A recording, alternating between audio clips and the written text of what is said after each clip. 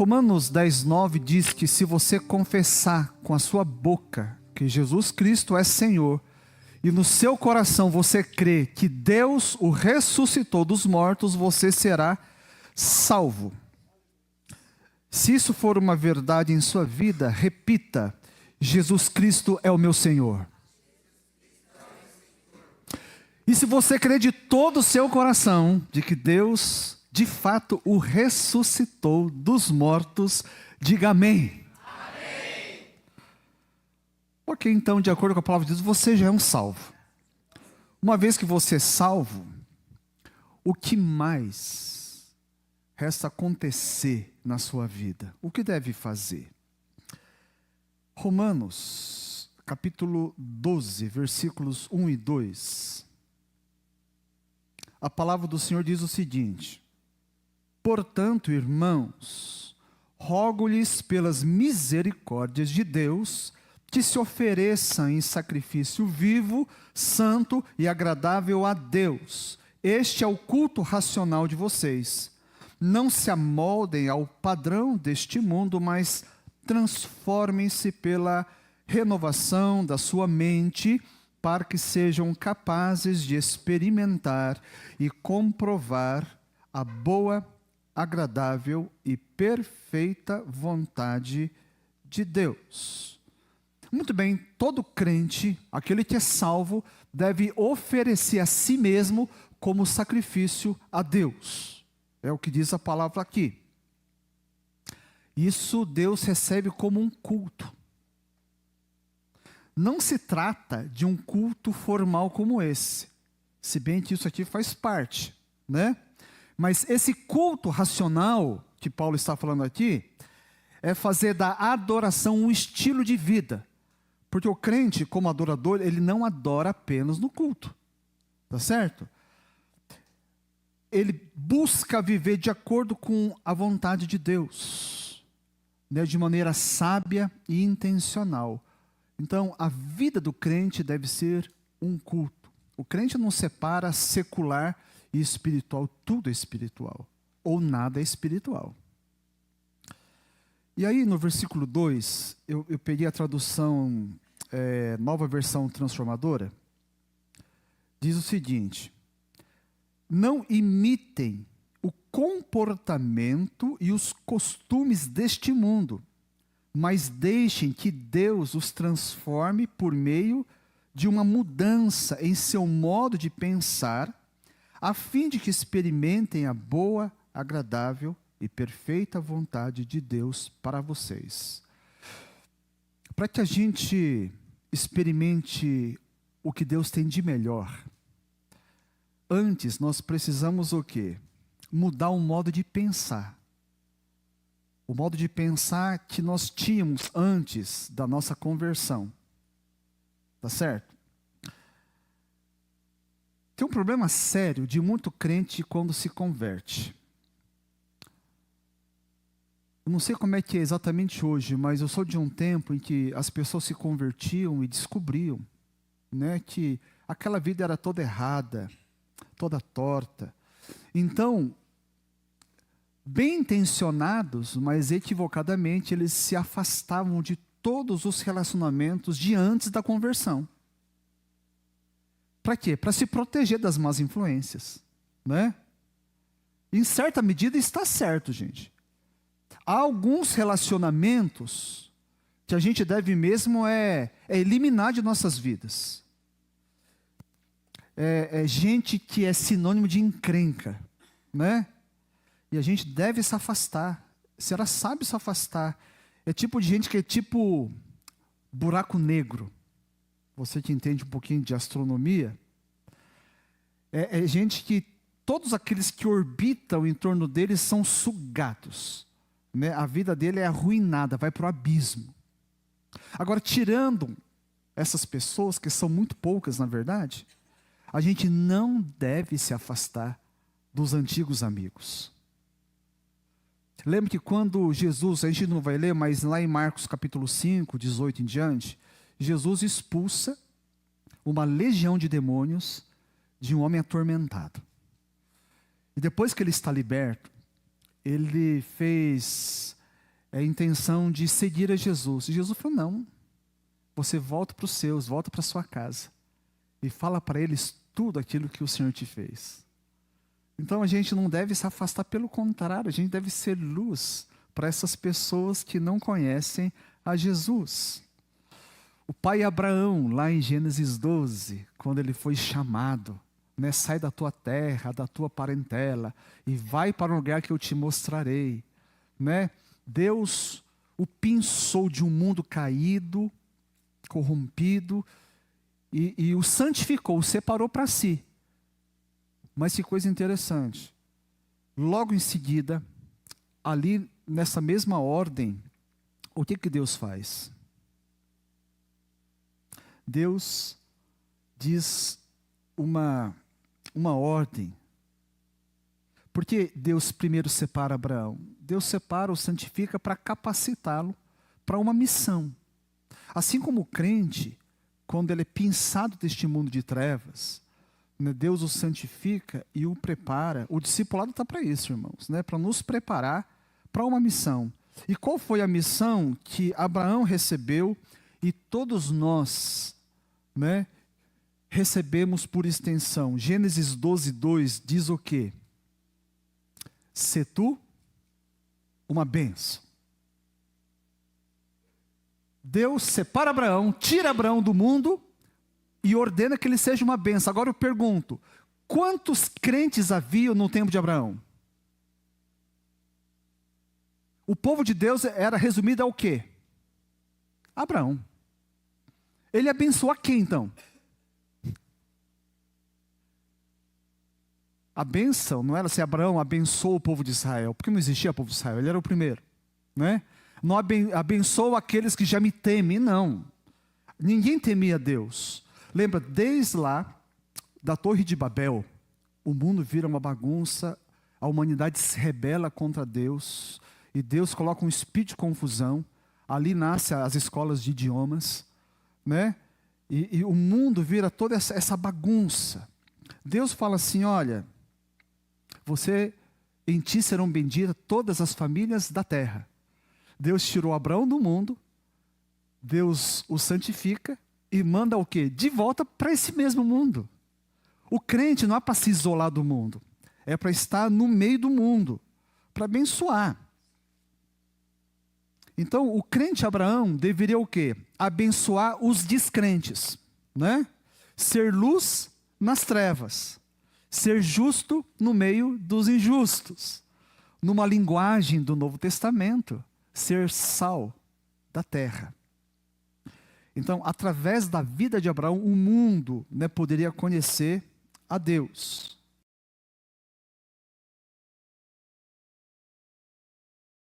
Abraão deveria necessariamente passar por uma transformação. Porque se ele voltasse para o mundo exatamente como ele era antes, ele ia ser mais um no mundo. Não ia fazer diferença, né? Não servia para os propósitos de Deus, mas um novo Abraão, com uma fé robusta e provada, como foi, ele seria muito útil para cumprir a missão. Agora vamos voltar para Romanos 12. Nós, que somos crentes no Senhor Jesus Cristo, nós somos tirados do mundo, ok?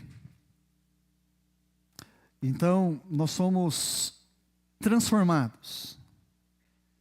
O crente deve fazer diferença no mundo e não imitar o mundo. Romanos está falando aqui, não amoldar-se ao mundo, né? Não tomar forma do mundo. Porque, lógico, o mundo anda na contramão de Deus. Ser crente é viver sempre em oposição ao mundo. Então não estranhe, né, as pessoas não gostarem de você. Tem algum tipo de perseguição. Isso a gente já viu há 2 semanas, é natural. A mentalidade, o jeito do mundo pensar é totalmente contrário, faz oposição à maneira de Deus. E por isso a gente tem que mudar o jeito de pensar. A gente sabe disso pelo resultado. Olha, o que você vive, a maneira como você vive é resultado daquilo que você pensa.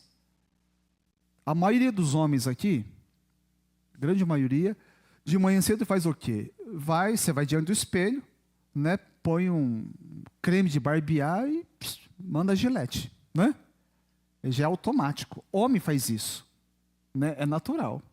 As irmãs já fazem todo aquele ritual de... Eu nem sei falar. Tá vendo? É cabeça de homem, mas faz limpeza de pele, é batom, é etc, etc, etc, né?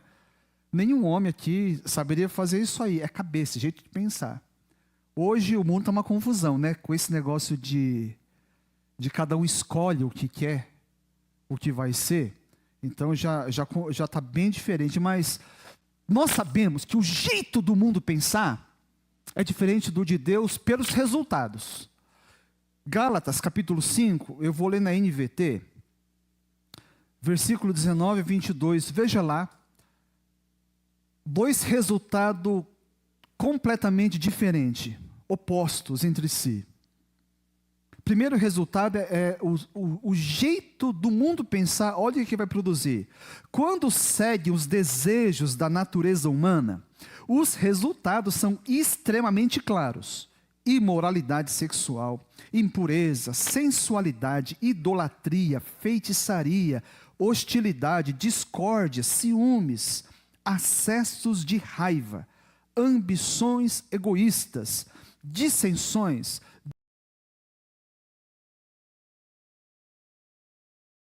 desregradas e outros pecados semelhantes. Repito o que disse antes: quem pratica essas coisas não herdará o reino de Deus. Mas, olha aqui a mente de Cristo, o que produz? O Espírito produz este fruto: amor, alegria, paz, paciência, amabilidade, bondade, fidelidade, mansidão e domínio próprio. Não há lei contra essas coisas. Não devemos imitar. Bom, se nessa primeira lista você se identifica de alguma maneira, em alguma medida, então tem algum problema aí. Tem algum problema aí. E lembrando que quando a gente está diante da palavra de Deus, a gente deve usá-la a nosso favor ou contra nós. E nunca alguém, né? Não cabe aqui você cutucar o seu marido e falar: está vendo bem? É você que está precisando disso. A gente não deve imitar a conduta do mundo, ser moldado por práticas e costumes do mundo, inclusive de culturas. Né? Um tempo as pessoas falavam assim: bom, não preciso falar que a minha cultura, eu tenho duas culturas, né? A brasileira e a japonesa. Né? O rosto não deixa mentir. E tempos atrás, alguns costumes da cultura japonesa, as pessoas defendiam: não, é cultura, gente. É cultura. Né? Mas qualquer traço cultural que vá contra a palavra de Deus deve ser eliminada. Deus deve estar acima da cultura. Nós sabemos que há culturas indígenas onde há o quê? Infanticídio, né? Que matam os bebês. E aí o governo diz: não, os missionários não devem se intrometer, porque isso é cultura indígena e diabólica. Há aspectos diabólicos em toda a cultura. A gente pode pegar o que é de bom, né? Mas não aceitar aquilo que vai contra a prática ensinada na palavra de Deus. O que nós somos é resultado de influências. Todo filho, quando cresce, os pais se preocupam, né? Que tipo de amigo eles têm. E a gente também se preocupou. Tive 2 filhos. E uma prática que a gente tinha para tentar... Eu não posso isolar eles do mundo, porque eles vão se relacionar. Eu tenho que ensinar como lidar. Mas a criança pequena, ela não tem muitos filtros. Elas facilmente são influenciadas. A gente pode escolher que tipo de influência. Então, nossa casa sempre tinha muitas crianças. Noite do pijama com os amigos da escola. E ali a gente podia monitorar. E a gente podia até decidir em qual casa eles poderiam também dormir e onde não poderia. Né? Foi ótimo. Conhecemos todos os amigos dos nossos filhos. Por quê? Por causa da influência. A gente precisa cuidar. Agora, de onde vem a influência mais forte na vida de uma criança, de um adolescente? É do mundo lá fora ou é dentro de casa? A gente se preocupa muito com as influências de fora, né? Mas e as influências de dentro? Infelizmente, tem crescido a olhos vistos o número de famílias disfuncionais. E uma família disfuncional, ela vai gerar o quê? Ela vai formar negativamente os seus filhos. Isso é natural. Lares onde os pais vivem brigando, a briga constante. Onde um ou ambos são alcoólatras ou dependentes químicos, de qualquer tipo. Lares onde a atmosfera é muito pesada, marcada por indiferença entre as pessoas ali, frieza, distância emocional. Tudo isso aí são marcas de lares disfuncionais. Tem gente que pensa que lar disfuncional é onde não tem papai e mamãe, onde há 2 papai ou 2 mamãe. Não, não é só isso não. Alguns, por conta da violência física ou emocional, eu já atendi muitos assim, desenvolveram medos, ansiedades patológicas, outros distúrbios. Lares onde é comum a mentira, a dissimulação, a competição entre as pessoas de casa. E ensinam as pessoas a isso, a competir ou a se isolar para se proteger.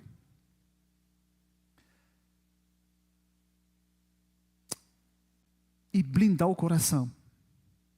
Porque a nossa alma tem limites. Né? Muitos desenvolvem mecanismos, de proteção para suportar aquele estado de coisas. E ambientes familiares assim vão formando ou deformando a alma, os comportamentos e o jeito de pensar, inclusive. Alguns anseiam, por um mínimo de condição para poder sair de casa. E na primeira oportunidade, casca fora. Para poder respirar.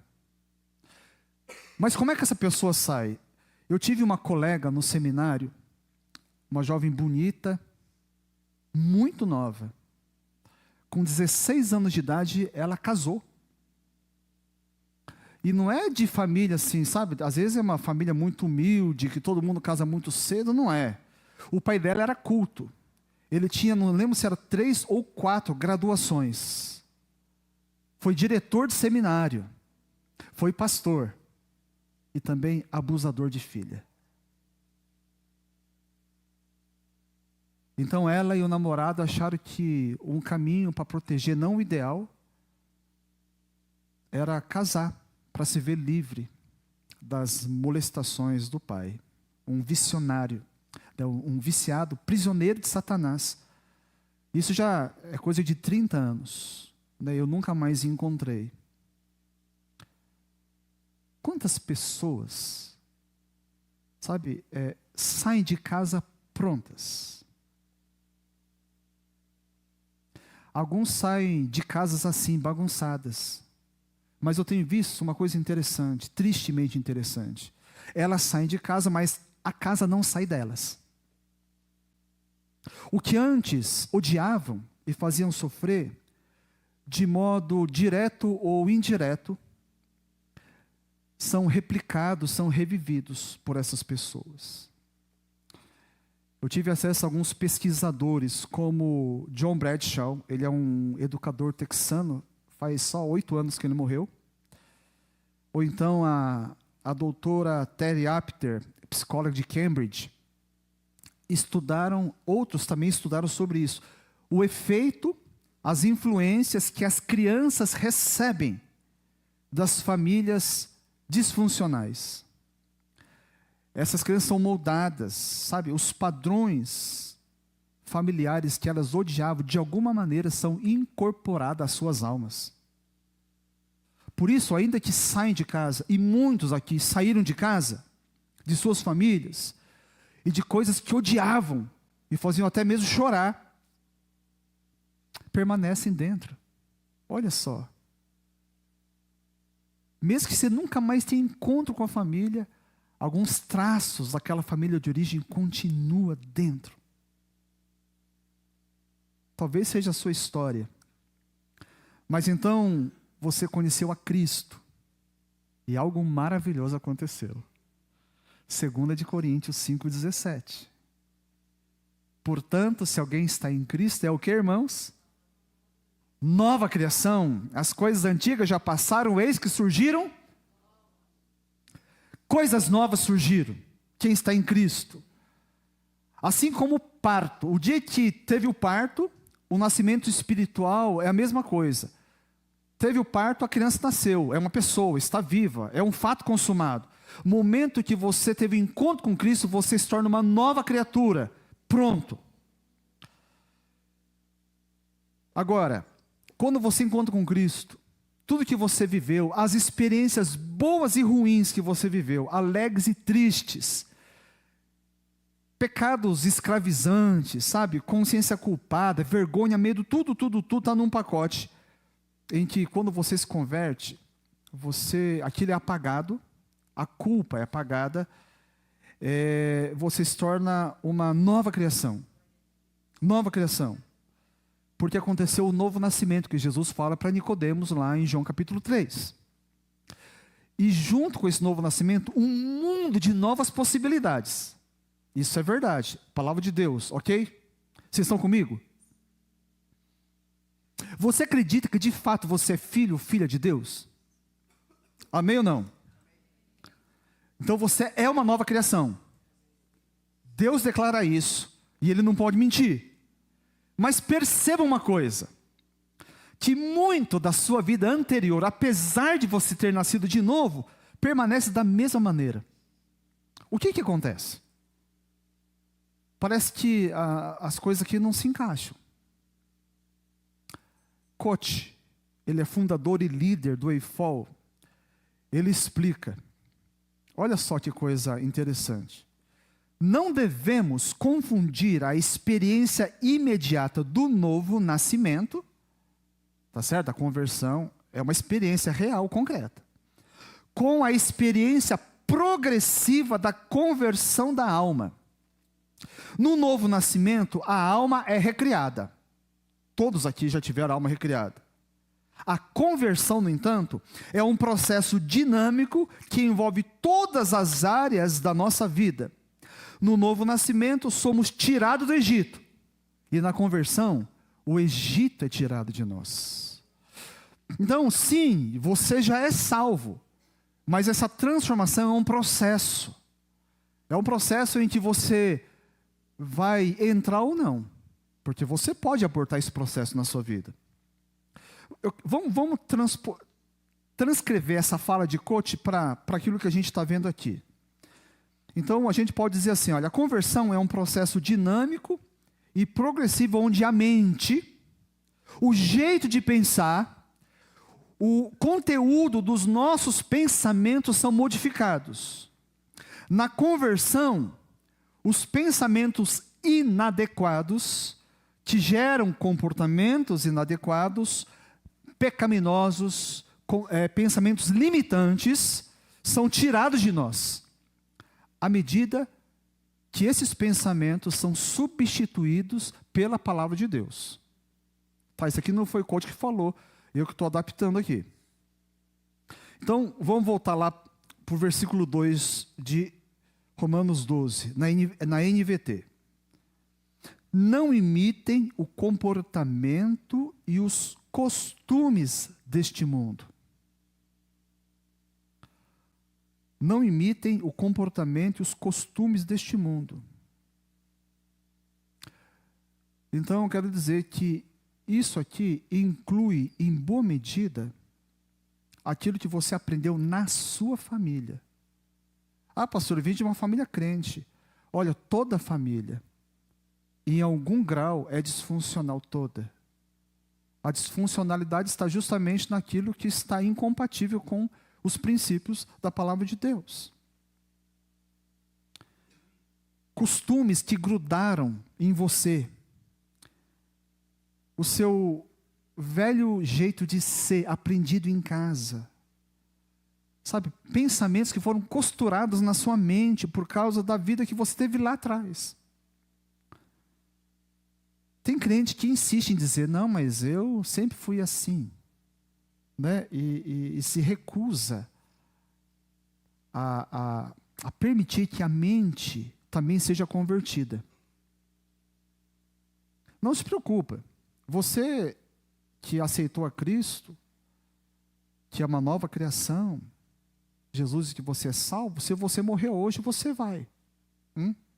Fecha o olho aqui e acorda no céu. Acontece que tem muita gente que é salva, mas leva uma vida aqui muito aquém daquilo que Deus quer que você tenha. Porque quando Jesus veio, Ele não veio para morrer e nos garantir apenas a salvação depois da morte. Ele falou assim, eu vim para que tenham vida e a tenham em abundância. Abundância de vida, é isso que Ele quer. E tem crente que leva uma vida miserável, porque passou pelo novo nascimento, mas não passou pelo processo de conversão. Porque se recusa. Porque de fato não acredita que a vontade de Deus é boa, perfeita e agradável. Porque se eu e você acreditarmos, tudo que Ele fala, eu vou aceitar. Eu vou mergulhar aí de cabeça. Mas a gente recusa, a gente desconfia. Parece que não, essa área aqui eu não quero que Deus se intrometa. Tá bom assim. Porque não acredita que o melhor de Deus está por vir se você aceitar. Então, às vezes você é desconfiado hoje. Continua desconfiado. Por quê? Porque foi sistematicamente desapontado pelos seus pais. E transfere muito dessa desconfiança, às vezes, para Deus. Você é medroso. Tem muita gente que é medrosa. Porque quem deveria cuidar de você foi violento, foi indiferente, foi injusto. Isso vai formando o seu jeito de pensar. Você é egoísta, quem sabe, porque aprendeu que tinha que se garantir. Eu tenho um pessoal lá em Elias Fausto, um trabalho da igreja de Campinas. A grande maioria lá é o povo de Maranhão. Povo que veio pobre, sem nada. Tinha uma vida assim miserável lá no fundo do Maranhão. Hoje muitos deles melhoraram. Tem um lá que é mestre de obra, tem um carro bom, mas é curioso. Na hora de comer, todos eles enchem um prato, parece que não tem amanhã. E ele mesmo falou assim, não, pastor, é o seguinte, é que a gente veio de um tempo que se não se garantisse, não tinha comida para todos. Ainda que tenha uma panela cheia, eles são assim, enche o prato e já fica de olho para ver se... E come até não aguentar mais, saindo pelos narizes. É assim, né? Então, eles saíram daquela pobreza do Maranhão, mas aquela pobreza, aquele jeito de ser não saiu deles. Tem gente que acredita que é feia, ou que é burra, ou que é desajeitada, ou é indigna, que nem merece ser amada, que não tem valor, porque foram essas as mensagens que foram recebendo, né, ao longo da vida, e principalmente na infância, adolescência, alguns até hoje, depois de casado. Ou a mensagem foi essa mesma, ou então interpretou dessa maneira, porque no fim não importa se a mensagem foi essa, importa é como a gente interpreta e a gente acolhe. Para você e eu não ficarmos apenas na linha de partida, e a linha de partida, aquele dia que a gente encontra o Senhor e nos tornamos nova criação, e a gente avançar para as coisas novas. E assim, se alguém está em Cristo, é nova criação. Ok, começou algo novo aí. As coisas antigas ficaram para trás. Eis que surgiram coisas novas. Essas coisas novas devem ser conquistadas, devem ser alcançadas. A gente tem que ir nessa direção. Mas se antes a gente não fizer isso, renovar a mente, recusar aquela programação que nós recebemos, a gente não vai ser capaz de experimentar a boa, agradável e perfeita vontade de Deus. Então você precisa deixar a palavra de Deus mudar o seu jeito de pensar. Alimentar a sua mente com a palavra de Deus. Eu nem vou perguntar para você não passar vergonha aqui, né? Quantos têm de fato lido a palavra de Deus? Você gasta 50 horas nas redes sociais e nem 1 hora com a palavra de Deus. Sabe quem vai formar a tua cabeça? As redes sociais. É essas coisas terríveis do mundo. E vai te afundar cada vez mais. Por que é tão importante? Porque senão, do contrário, apesar de você ser uma nova criação de Deus, de ser um filho de Deus, uma filha de Deus, não vai experimentar a conversão da sua alma. E saiba que a sua mente tem poder. A gente não pode subestimar o poder da mente. Quem disse a própria palavra de Deus, Provérbios 23, 7. Porque como imagina em sua alma, assim ele é. Como você imagina, aquilo que você pensa vai definir a maneira como você vive, inclusive como você sente. Aquele marido que tem certeza, olha que cabeça, hein? Certeza, que a esposa o odeia, que apenas o suporta. Qual o nível de vontade que ele vai ter para voltar para casa depois de um dia de trabalho? Agora, o irmão dele, né? Na cabeça dele, a esposa morre de paixão por ele. A esposa o admira como o homem no mundo. Esse vai ter vontade de voltar para casa? Não. Pai, isso mexe até com as emoções, com o comportamento. A esposa pode não gostar dele, está se achando demais, mas não importa. Né? Às vezes a esposa gosta lá, nota 6 para o meu marido, mas o marido fala, não, eu sou 10 para minha esposa, pronto, é o suficiente. Né? Eu acho que para ti eu valo 11. Né? Então ela sabe, eu sempre volto correndo para casa. Né? Agora, quanto eu prefiro nem saber de verdade, vou manter o 11, né? Tá tudo certo. Porque aquilo que ele imagina em sua alma, assim ele é. Assim ele é. O seu passado, ele quer continuar no controle da sua vida. Isso ele vai fazer através da sua mente, dos seus pensamentos. O seu maior adversário não é o diabo, não é o mundo lá fora, é você mesmo. O seu grande adversário é a sua mente. Controle a sua mente e você vai controlar o seu destino. Suas experiências e relacionamentos certamente te imprimiram marcas profundas, boas e também ruins, que tentam te definir e, se você deixar, vão te limitar.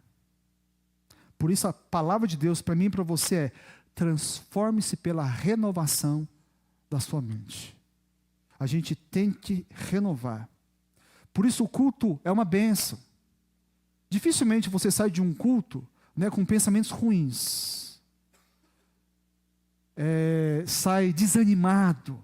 Repara que toda vez que sai do culto, você sai animado, encorajado, pronto. Né? Você está pronto para enfrentar os leões da semana. Quando você tem um tempo devocional precioso diante de Deus, como aquilo alimenta a sua alma, porque a palavra de Deus vai tomando conta. A palavra de Deus é poderosa. É poderosa. A gente deve se expor à palavra de Deus. Então, não tem atalho. E também crente que depende só de um culto de domingo, esse crente leva uma vida miserável. A vida dele não vai dar certo. Considera o culto um momento muito precioso com os irmãos. Eu mesmo amo estar no culto.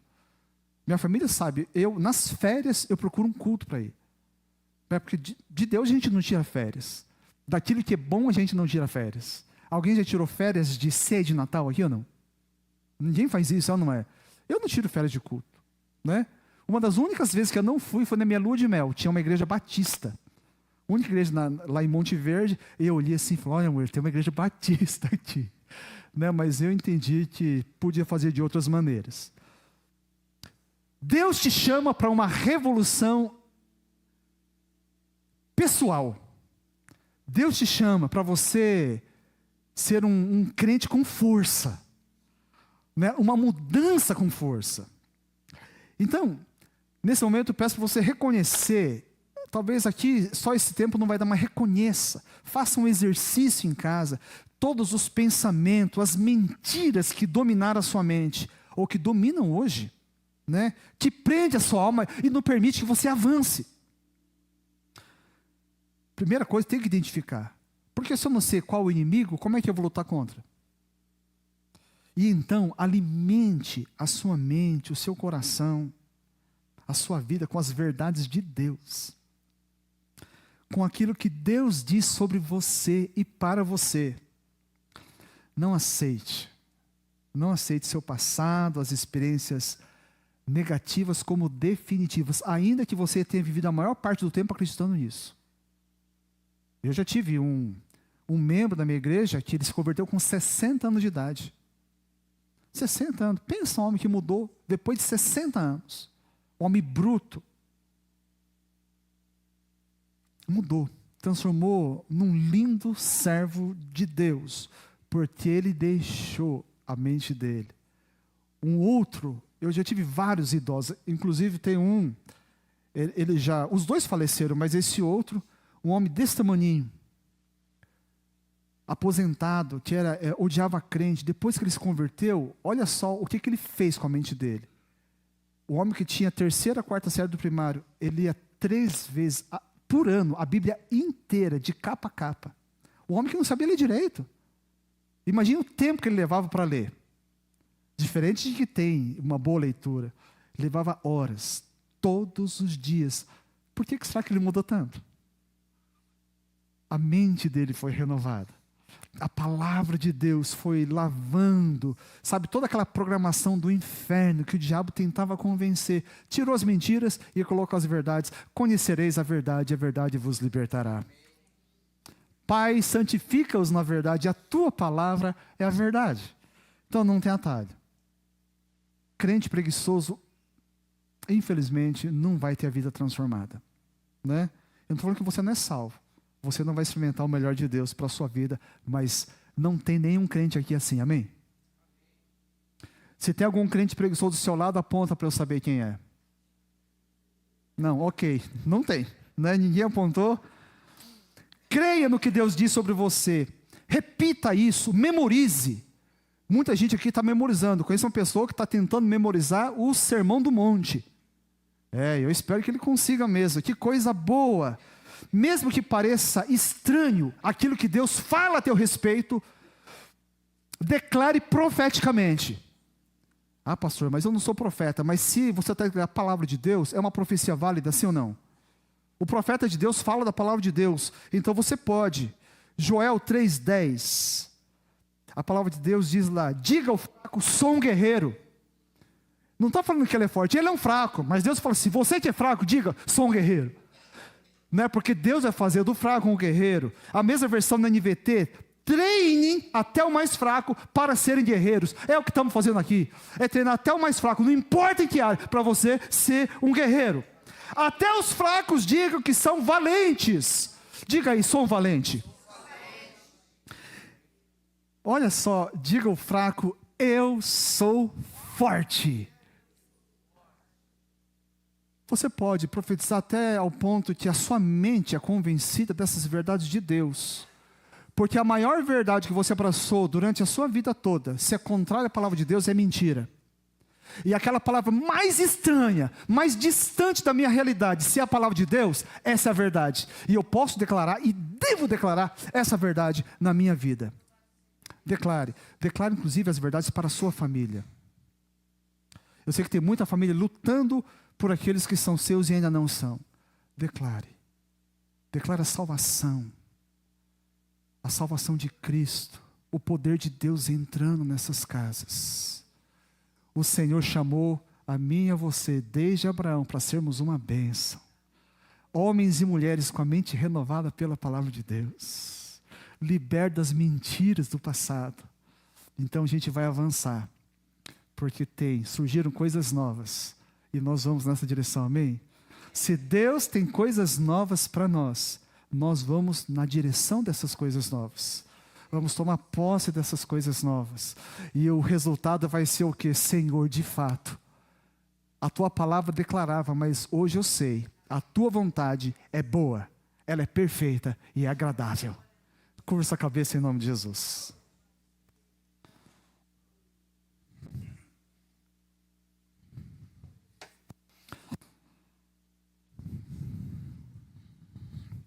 Aqueles aqui que reconhece já identificou alguns pensamentos limitantes, algumas experiências do passado travaram a sua vida, e você reconhece isso.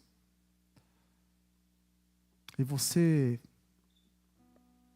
quer ir na direção do que a palavra apresenta aqui. Você quer que a sua mente seja renovada em relação a isso. Coloque-se de pé, nós vamos orar por você. Se você quer avançar para as coisas novas de Deus, vá. E vamos permitir que o Senhor renove a nossa mente. E é lógico, com isso eu estou dizendo, Senhor, eu vou voltar para a Tua Palavra com um novo olhar, com uma nova disposição, com um novo desejo. Pai Santo, estamos aqui de pé, eu e os meus irmãos e irmãs, reconhecemos, ó Deus, que mesmo aqueles de nós que teve uma família tão piedosa, teve experiências, ó Deus, as mentes, os pensamentos foram talhados por uma visão equivocada, ó Deus, por fraqueza, ó Deus, da sua própria alma. Outros foram duramente violentados, ó Deus, na sua psique, no seu emocional, por tudo aquilo que viveram. Muitos aqui, Senhor, ouviram frases terríveis, que continuam ecoando, repercutindo em suas vidas. Senhor, nós não queremos ficar reféns das experiências, do sentimento, das vozes do passado, mas queremos, ó Deus, ter a nossa mente renovada. Ó Deus, queremos ter a nossa mente liberta de tudo isso que nos escraviza, nos limita. Queremos, ó Deus, ter aquela voz profética, ó Deus, que anunciam com muita convicção a Tua Palavra, ó Deus, tanto para a nossa própria vida, como para o nosso casamento, nossos filhos, para os nossos pais. Deus, em nome de Jesus, nós Te louvamos, porque de fato, nós somos nova criação em Cristo Jesus, e surgiram coisas novas para nós, e nós queremos avançar nessa direção. Espírito Santo, conduza cada um aqui que tem isso no coração. E então, Senhor, ó Deus, vamos experimentar da boa, da perfeita e agradável vontade de Deus. Oramos no nome bendito de Jesus Cristo. Amém e amém.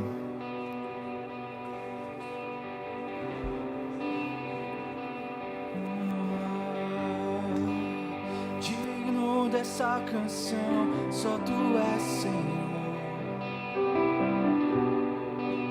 Digno do meu louvor, só Tu és, Senhor. Digno da minha vida, Tu és, Senhor. Ó, eu sou Teu.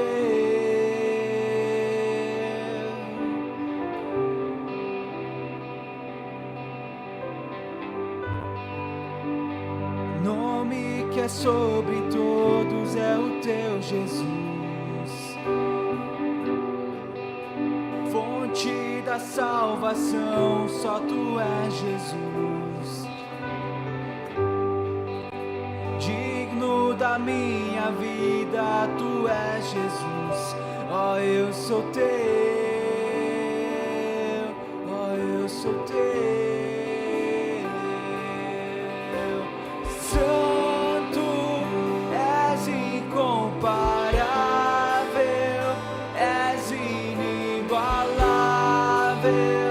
Abre os meus olhos, Senhor, mostra quem Tu és e enche do meu coração do amor que faz mudar o mundo.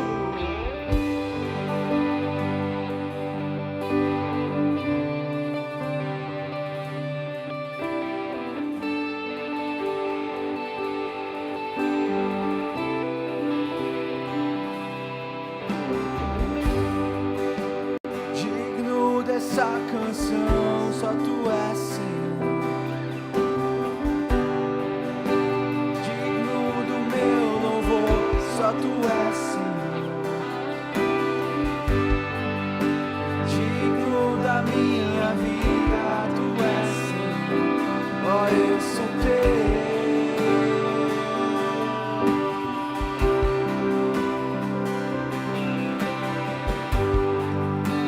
Nome que é sobre todos é o Teu Jesus, fonte da salvação, só Tu és Jesus. Digno da minha vida, Tu és Jesus. Ó, eu sou Teu, eu sou Teu. Santo, és incomparável, és inigualável. Abre os meus olhos, Senhor, mostra quem Tu és e enche o meu coração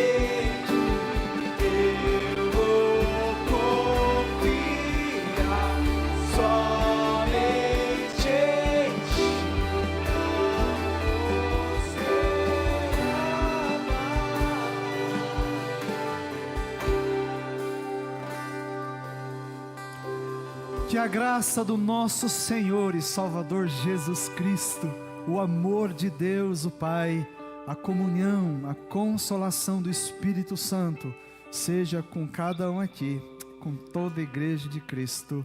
Amém e amém.